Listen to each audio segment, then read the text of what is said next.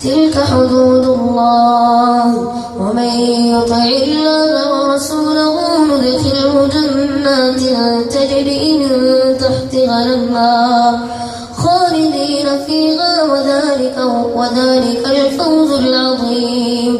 ومن يعص الله ورسوله ويتعد حدوده ندخله نارا خالدا فيها وله عذاب مهين.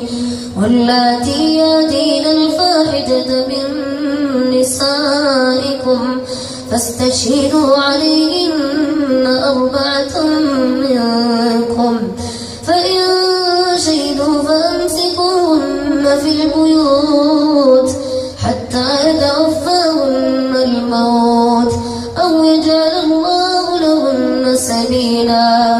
واللذان ياتيانها منكم فآذوهما فإن تابا وأصلحا فأعرضوا عنهما إن الله كان توابا رحيما.